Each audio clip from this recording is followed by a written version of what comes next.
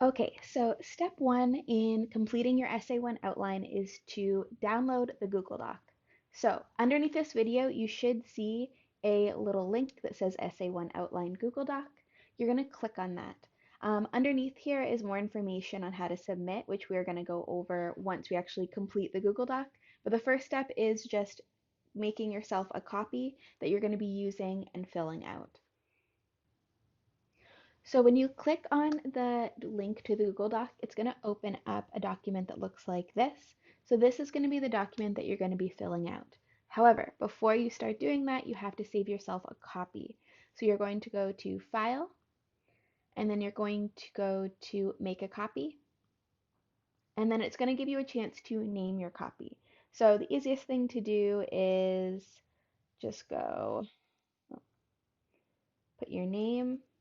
So I'll just put my name, Mary Zilke, and then just keep the title so you know exactly what it is. This is going to be handy once you have several outlines from different essays. You're going to want to be able to keep track of what they are. Okay, and then we don't copy any of this stuff. That really doesn't matter. And then we're just going to do OK. And then what it will do is actually open up our own version of this Google Doc. Now that you have your own copy of the Essay 1 outline, you are free to start filling it out. So up here is the instructions for saving your own copy, which you've already done. So we're just going to scroll down.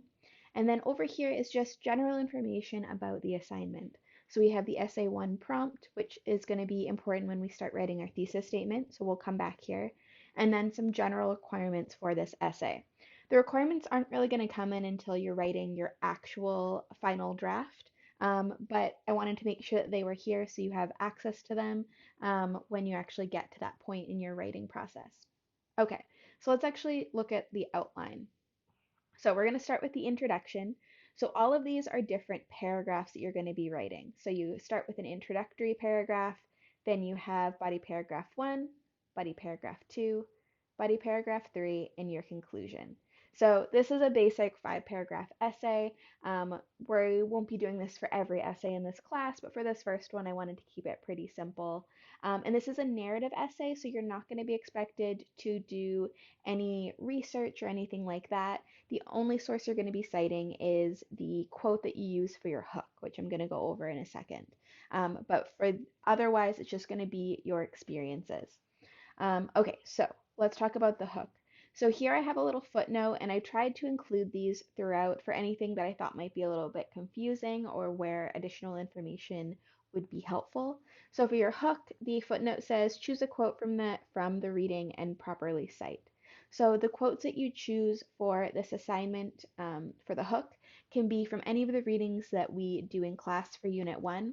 So in this case, it's the Greg Ruth article, the Dwan article, and then the Reese article. So depending on what type of story you're choosing, you would choose a quote from an article that talks about that type of story. So the Reese article is going to look at family stories. So if you've chosen a family story, that's going to be useful for that. The Greg Ruth article talks about scary stories. You could also use this to talk about any sort of like adventure stories because it's kind of the same premise. And then the Dwan article talks about fairy tales.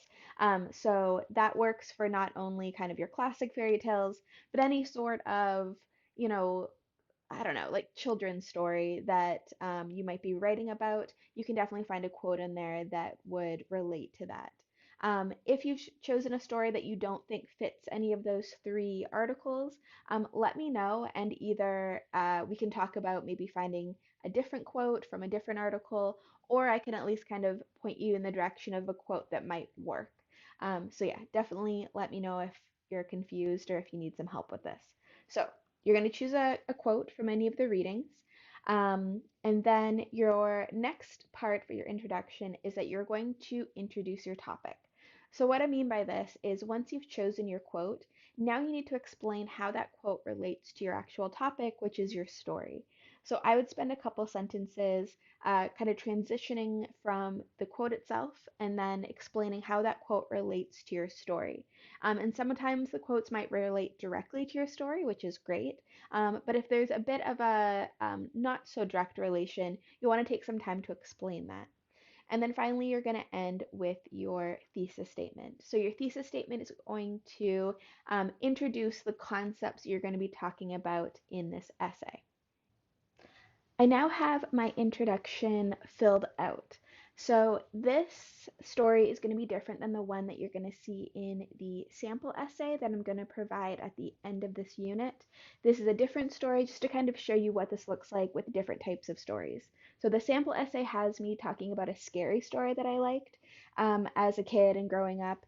And this one is about a family story that I remember hearing as a kid, and so I'm going to be talking about that. So just keep that in mind in case you're confused. Okay, so this is my introduction. So for the hook, I did exactly what I explained before, is I chose a quote from one of the readings. So because I'm going to be talking about a family story, I chose a quote from the Elaine Reese reading. So you're welcome to use the same quote if you want, or choose any other quote from any of the readings. This is just the first one that I saw that I thought matched what I wanted to talk about in my essay.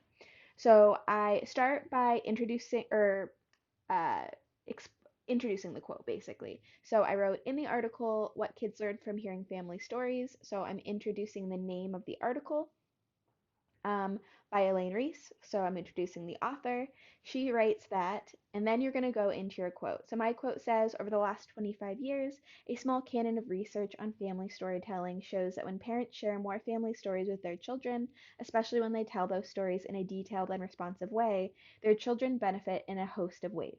So super simple, to the point, makes sense. And so I have highlighted this quote. You don't have to do that. I love a good highlighter to kind of organize my thoughts, but you can do whatever you want. It's your outline. So that's my hook.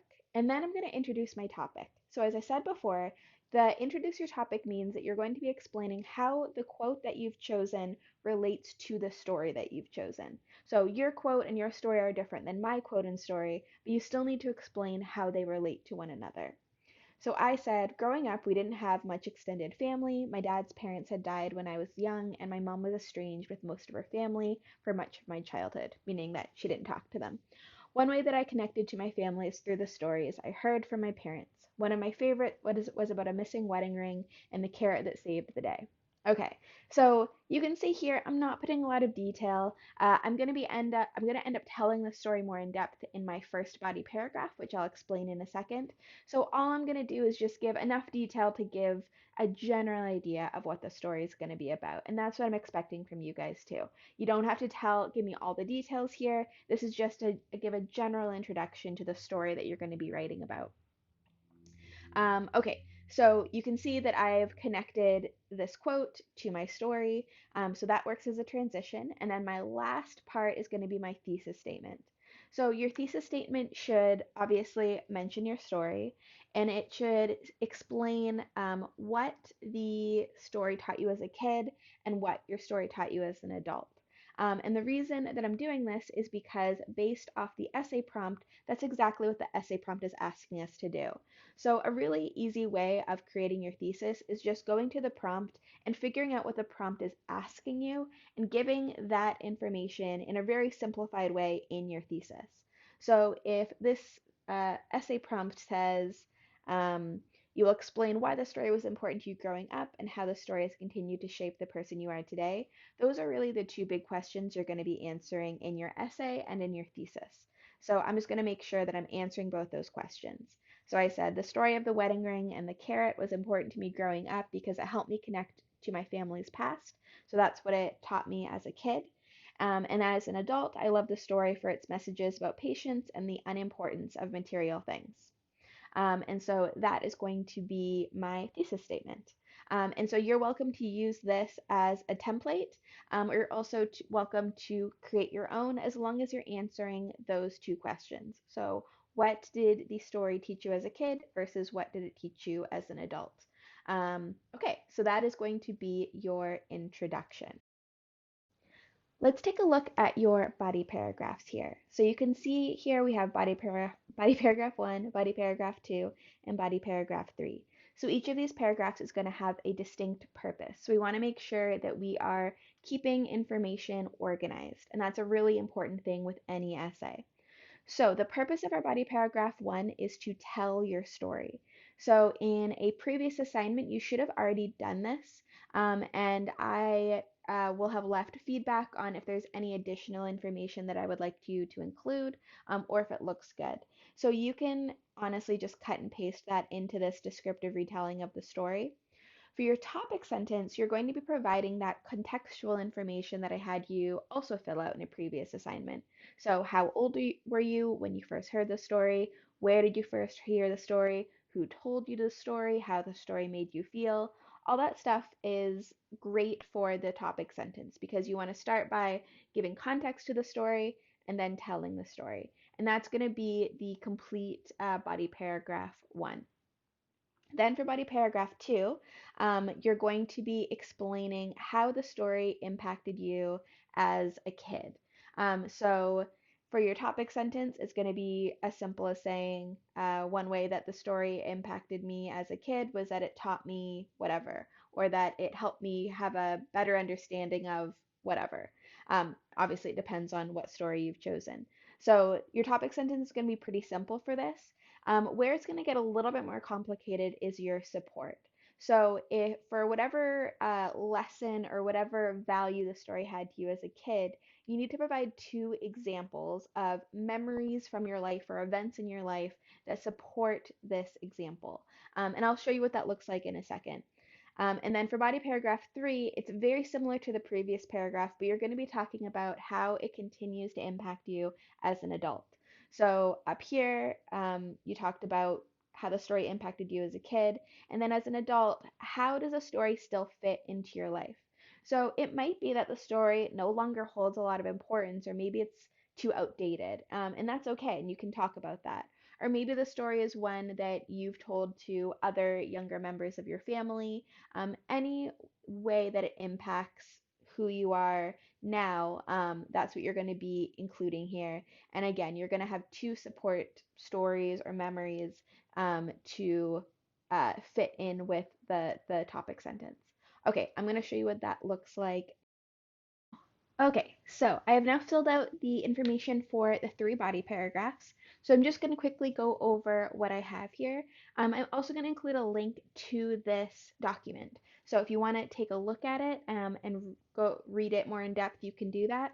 But yeah, so let's see. Body paragraph 1 has my topic sentence. So as I said before, you can just include the contextual information for your story. So I said, the first time I heard the story of the carrot and the ring, I was 7 years old, and it was the day after my grandma's funeral. At the time, I was too young to really grasp what was going on, but I remember feeling my dad's sadness and a sense of loss. Okay, so I'm giving a age information, where I was, who told it to me, and then I'm going to go into the story itself. So I start by saying, after the funeral, we were sitting around, and my dad started telling a story about my grandma's mother, so my great grandmother, who had lived on a farm in Manitoba, Canada, where she grew vegetables. One spring day, she came in from gardening and realized the wedding ring was missing. She searched for days in the garden, hoping it had just fallen off, but they were never able to find it again. She was sad, but with nothing to do, she eventually gave up the search. 7 years came and went, with the family continuing to live on the farm. And then one summer she was harvesting carrots, and she pulled out a carrot that seemed to have a ring wrapped around it. She took a closer look and realized that it was her missing wedding ring. The family was amazed, and eventually the story made it into the local newspaper. There isn't a lot of news in Manitoba. As a kid, I loved the story because it seemed like a magic trick. Okay, so this is basically what I want for your body paragraph 1. You're just kind of introducing the context to the story, and you're going to tell your story. Your story might be a little bit longer than mine, and that's totally okay. I would say that in general, you want your story to be no longer than about 2/3 of a page. So half a page paragraphs are kind of the standard. but obviously they can go a little bit longer than that, and that is not a problem. If you have a paragraph that goes over a page once it's all formatted, you'll probably want to cut that down a bit. We don't usually want paragraphs that go more than a page long because at that point, it's just too much information and you're likely kind of rambling a little bit. So this is fine. If you have any questions about the length of your story, you can always check in with me. Hopefully, if you turned in your story with the earlier assignment, I've already taken a look at it and left comments.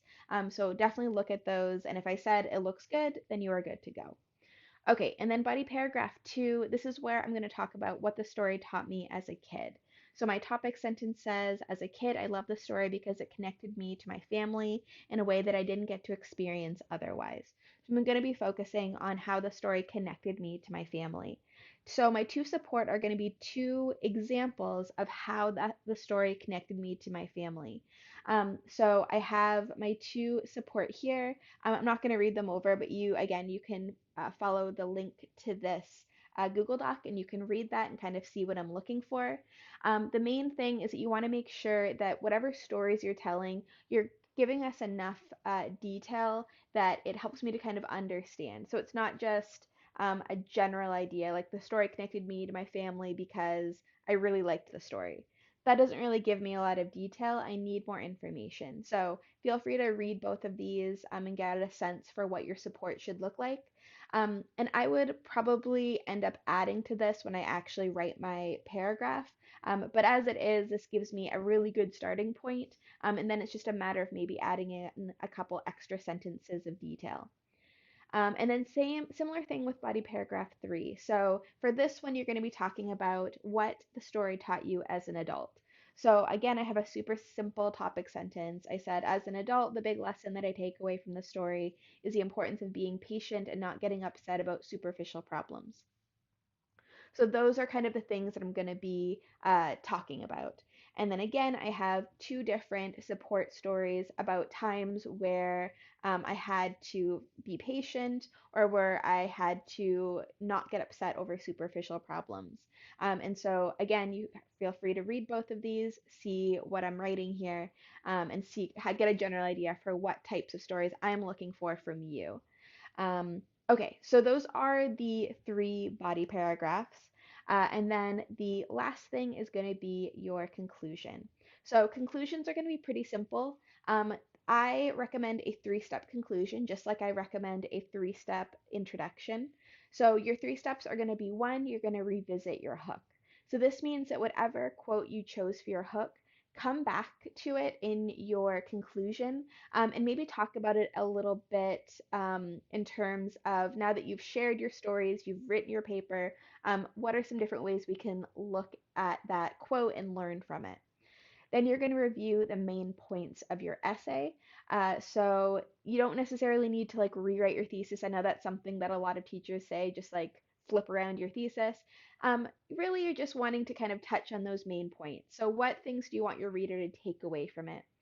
And then final thoughts. So down here, I did give some examples of final thoughts. It says, consider the bigger implications of this story and the lessons learned in your adult life and moving forward.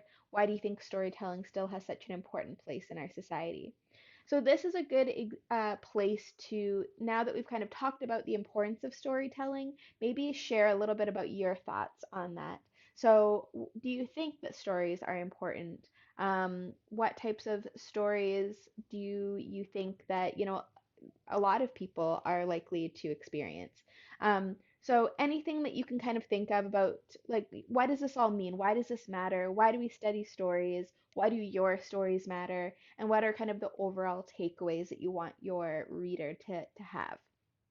Okay, so I'm going to fill this out now. Now I have the conclusion all filled out here. So revisiting the hook, reviewing the main points of the essay, and then final thoughts. Again, you can read all this if you click on the link that should be underneath the original Google Doc link. Okay, so hopefully this was helpful. Obviously, if you have any more questions, feel free to let me know. So fill out the outline completely, and then you're going to submit it. You should be able to connect your Google Drive to your Canvas account so you can just kind of pull over those assignments, and then that will be helpful for the rest of the semester as well. Okay, again, any questions, let me know, and I will talk to you guys later.